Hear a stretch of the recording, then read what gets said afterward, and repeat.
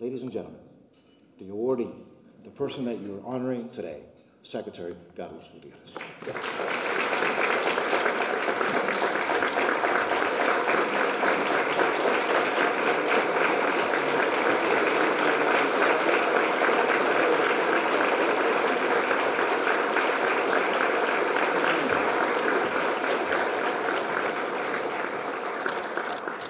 Thank you.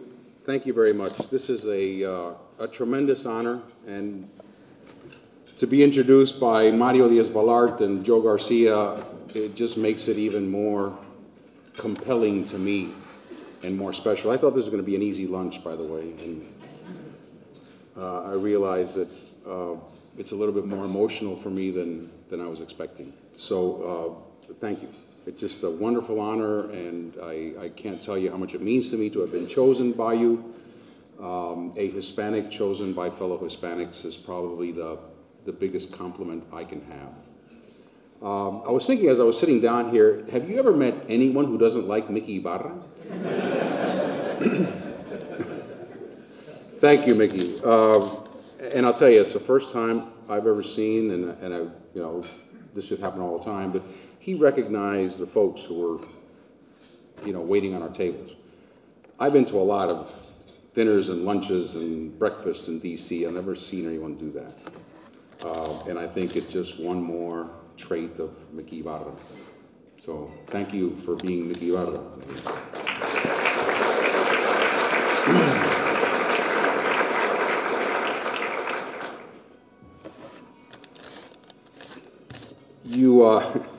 It's okay.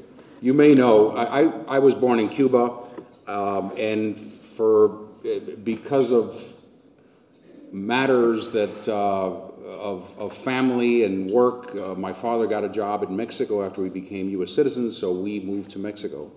And I essentially grew up in Mexico, junior high school, and I left and I came back and I started my career there.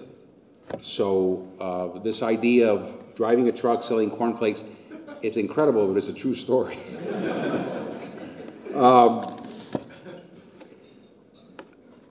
I stayed in the company for a couple of years. I was given an opportunity to, after 5 years, given an opportunity to work in the U.S. for a couple of years. I went back, and then I had the chance to run what is still called Kellogg de Mexico S.A.D.C.B. So Kellogg, Mexico.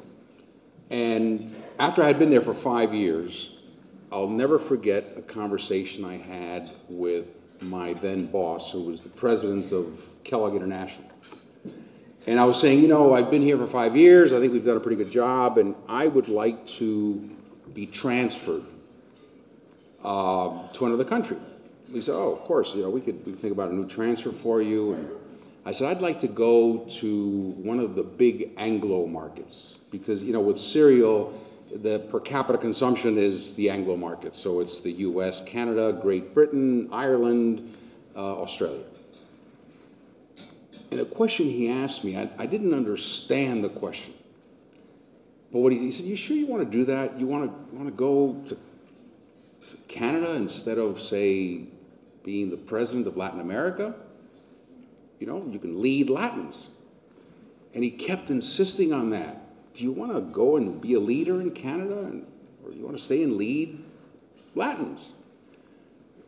What he was telling me, this was 1988, so I guess it's a long time ago, and we've come a long way. But I think what he was asking is, or he was doubting in his mind, is can a Latin lead non-Latins? I didn't realize that that was the question. And I thought about it and thought about it, and as I moved on in my career, I thought about it some more. I thought about it every day. You know, why is it that he had this perception that a Latin can be a good leader as long as he's leading Latins? A very difficult thing to combat, and a very difficult obstacle. And probably, unfortunately, still in some people's minds, because again, we've come a long way. I'm sure that that question was once asked about African Americans. Can an African American lead non-African Americans?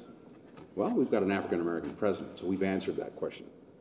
And society continues to answer those questions that tend to be somewhat, I would call them somewhat primitive now. I started observing leadership at that time. And by the way, I did get the transfer to Canada. So I was sent to Canada. And as I look back now, I've had the opportunity to observe some great leaders. And I'll tell you something. I've met leaders who are tall and who are short. Some who are thin, some are heavy set. Some are extroverts, some are painfully shy. Okay? There is no such thing as a profile for a leader. In the business world, 10 years ago, people thought it was Jack Welch. So I guess that means if you want to be a great leader, you had to be this little Irish guy who screamed at everybody and ran around. And no, that was his style. Every leader that I've observed who has been a great leader has had his or her own style. So there is no such thing as, the profile that people are born with. Everyone has a shot. And I'll tell you what I've observed about great leaders. Just 4 simple traits. One is they have the will to lead. They want to lead. Leadership is risky business because you tell people, follow me and I'm going to take you to a good place. If it doesn't work out, you're responsible. Some people love that. Some people love the idea of getting up in the morning and solving an insurmountable problem. Some people love the idea of having a terrible problem in their company because they can get in there and exert leadership and just do what they have to do to make it right. Not everybody does. I know a lot of people who like to be the boss. That doesn't mean that they are people who have the will to lead. So the will, just, you want to lead. Every leader I've observed tends to have that. They also have this idea that they believe in something that's bigger than themselves. And I'll tell you, if your people observe that you believe only in yourself, they're going to follow you because they have to. Because they're probably working for you and they're getting paid. But they're not going to follow you to the end. They're going to tolerate you. Great leaders that I've worked with, that I've observed, either it's the team that is bigger than they are, it's the institution, it's the organization, it's the project, it's whatever it is. But every day they display that they are smaller than that the objective is the biggest thing in their life. And once people see that, they'll follow them wherever. The flip side is once people see, boy, this guy is just, he's always looking up, or she's always looking up. And they're just looking to see how they can get promoted, and looking to see how they can get recognition, and looking to see how they can become the guy who gets all the credit. That is a real trap. The third thing that I wish I knew this 25 years ago. Great leaders are self-aware. So they know what they're good at and what they're not good at.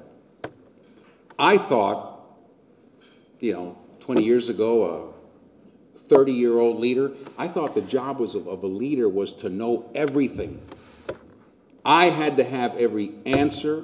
I had to ask every good question. I had to do all the talking. That's why I was leader. And it was, for my people, it was miserable. And we've all probably worked for someone like that, where they have to be right because they're the leader.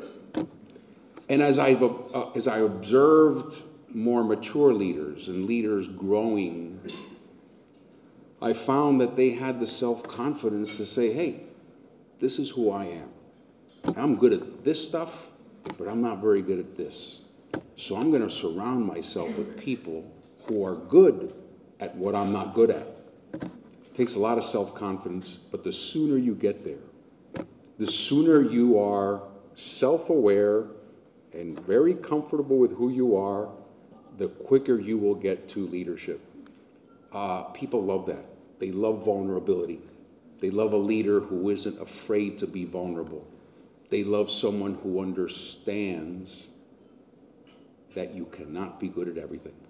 And that's where the diversity comes in, is you surround yourself with people who are different, and that takes you to diversity. You know, we've all seen companies where the senior management look the same. It's like, you know, they play golf on weekends together, they take breaks together, they finish their own sentences. That's not a team where new ideas are going to come from. It just isn't, and it's been proven. So when people ask about, you know, is diversity just a program? What is it for? Diversity is about everything. If you have a leader leading the team who's an introvert, he probably wants to surround himself with some extroverts. Imagine a team of introverts. Or a team of extroverts. Or people who've had different cultural backgrounds, people who are born in different countries, people who have a different gender, people who have different sexual orientation, people who are different. And that makes a tremendous difference. And then the last thing about leadership that I've noticed is you can understand leaders when they talk. I had the opportunity to spend time in Baghdad with General Petraeus. And the first thing he said to me, he says, Mr. Secretary, you worked in business, so you probably know that all great strategies start with a simple idea. He said, our simple idea was that we'd go into a town and we'd clear it out of the bad guys, and then we'd go back to camp, and the bad guys would come back in. So the insight, the simple insight that led to what we call the surge was we have to sleep where we fight. That's it. That led to the strategy, but it was a simple idea. So too often, people confuse complexity with sophistication. And we've all been, you know, watch out if, you know, for the leader who walks into a room with 1 hour PowerPoint and there are charts in there that nobody understands. And people don't ask the question because they say, well, I probably don't understand it because it's me. But no wonder he's a senior VP. I mean, he understands these things, the circles and arrows and thousands of numbers on one page. It's just an amazing thing. Leaders understand that their job is to communicate, not to impress. So if you walk out of a room with a leader and you're not really sure what it is she or he wants, it's not your fault. It's the idea that they mistook complexity for sophistication. I had a secret weapon when I was coming up in the ladder, in the corporate ladder, and that was a role model, who I never met, by the way. And I still regret to this day that I never met him. And I do want to just say that I may have been the second Hispanic CEO, but the person who I admired and followed was, I think, the first Hispanic CEO. And Rudy Becerra's here. Okay. The man's name was Roberto Oisueta. He was a Cuban American. I was sitting in my office in Mexico, and I get the Fortune magazine, and I start reading it, and I said, my God, it's a Cuban American CEO of the Coca-Cola company. This was 1984. As of that day, I became a fanatic about Coca-Cola. I read their annual reports. I read any article that had his name. I read anything about what he was like. And I'll tell you, it helped me. It helped me. There is nothing wrong. In fact, it's a great thing to have someone you admire. It's a great thing to have role models. And there are role models in this room for all of you to to focus on for all, Joe Garcia, Mario Diaz-Balart, Congressman Bonilla. I mean, we have a future mayor, just people who you can say, that is what I would like to be. It is so helpful. And it requires a little bit of humility because some people think that, hey, I'm not going to admire anybody. I'm just going to admire my father and my mother and my brother, and that's all there is. But it's actually very, very healthy. And I'll tell you a little bit about this man who I came to know through reading. By the way, he had the reputation of answering every single letter that was written to him. So I wrote him a letter saying, hey, I'm a general manager of Kellogg Mexico. I'm also Cuban American. It's amazing that you've gotten to the top, and I admire you. He never answered.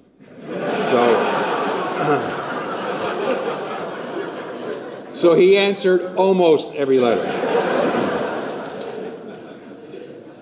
But he was, and you would know better than I, but what I understood, and everybody from Coke who I've talked to always ask him, tell me about Roberto, tell me about Roberto. He was very shy, some would say painfully shy, which is rare for a Cuban American.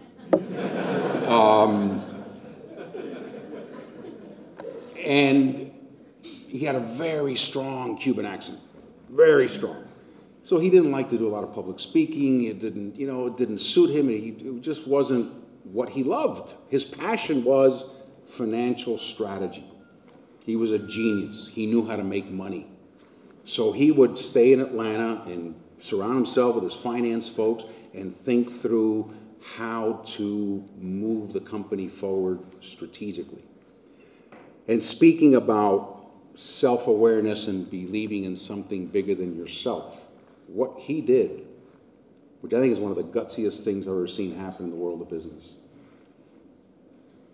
he named as his president, his number 2, a man by the name of Don Quijo. Don Quijo was a back-slapping Irishman who just loved people. He was an Irish Mickey Barra. He loved people, he loved the sales force, he loved customers, he loved the employees, and Roberto said, you go out and you run this company. I'm going to give you the strategy, but you go out and do whatever you need to do, because the kind of stuff that you're good at is not the stuff that I'm good at. The amazing thing is that Don Quijo was Roberto's competition for the top job. But he had the foresight, the self-awareness, the sense that this isn't about me, this is about the Coca-Cola company, and he had the guts to appoint him. They were together for about, 15 years, and you go back and look at that performance of that company. It's one of the most amazing things I've seen in my life. So I was lucky to have someone like that, someone that paved the way, someone who made it easier for me, because I could basically follow him and see how he was doing it and see how he was leading other people. So don't ever think that it's wrong or bad or it says the wrong things about you if you admire someone. I think it's actually a very, very noble thing and a very courageous thing to do. I was at an off-site one time in my old company, and we were talking about diversity. And it was a pretty big group, about 50 people, senior people in the company. This was in the 90s. And the president of the North American business, which was the biggest business in the company, and he was kind of like my competitor for the top job. He was saying, on work-life balance, it's not just the company's responsibility. It's also the employee's responsibility. The employee has to take charge and has to also tell us that he or she needs some work-life balance. For example, if you have a Little League game and you want to go see your son play Little League at 2 o'clock in the afternoon, you should be able to tell your boss, hey, my son's playing Little League this afternoon, I won't be here. Now, by that time, I had been in the company for over 20 years, almost 25. And it occurred to me that that I missed a lot of my son's Little League games. I used to go to the ones that were at 7 o'clock at night. But I don't ever remember in my whole career leaving at 2 o'clock in the afternoon to go to a Little League game. And maybe it was a little bit of an immigrant's insecurity. Maybe I was just a little bit too concerned about stereotypes. So if I asked my boss, hey, it's 2 o'clock in the afternoon, I want to go to a Little League game, I thought what they would think is, of course, these Cubans, that's all they think about is baseball. So I didn't even push it. And if somebody worked 10 hours a day, I'd work 14. And if others went to the Little League game, I would stay and work. And I don't regret it, because I think it is the burden that every generation of immigrants has. And it's the burden that all previous generations of immigrants have had, is the idea that we've got to prove ourselves. You can say, heck no, I don't have to prove myself to anyone.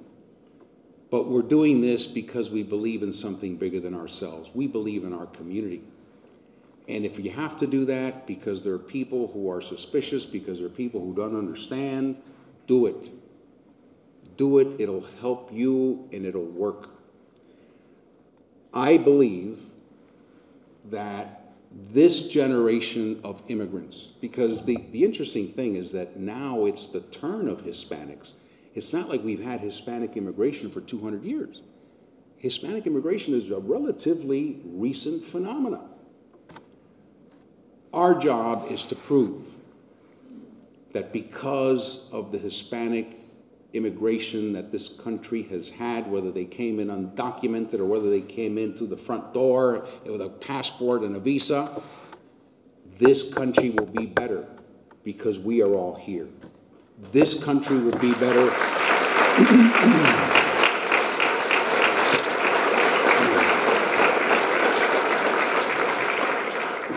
This country will be a better country because of our community. And I'll tell you something, I would not have gotten to the CEO job if it weren't for the workers who worked on the shop floor in that factory in Mexico. Many of them didn't have first or second grade education. But the way they worked, when we as a leadership team finally got their confidence, they made us look so good. And I'll never forget those folks. And I see them, I still see their faces, and I see them all over the place in DC. I still see them around the country. I still see them in New York. And I know what our people can do. And I know what they can do for this country. And we've got this incredible opportunity in our hands to improve their life and to improve the prosperity of this country by finally having the foresight, the courage to pass immigration reform. And I thank all of you because I know you're involved. I know in your way you're involved. And I thank you for your leadership.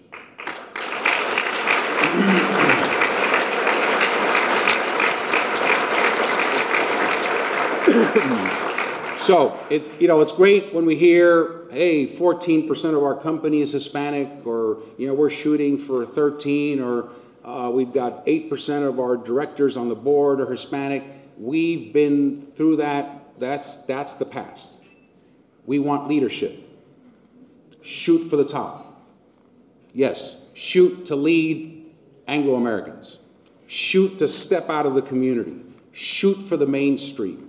You've got it, you deserve it, and you've got it in your blood. Don't let anyone try to box you into a corner that says, you can manage Latin people. You're going to be the Latin American guy. You're okay, but stay in your community. No way. Get into the mainstream. Get into the middle of things. Lead and shoot for the top, and you'll be surprised. You'll be surprised how dreams come true and magic does happen in this incredible country. Thank you for listening, and thank you for this award. Thank you.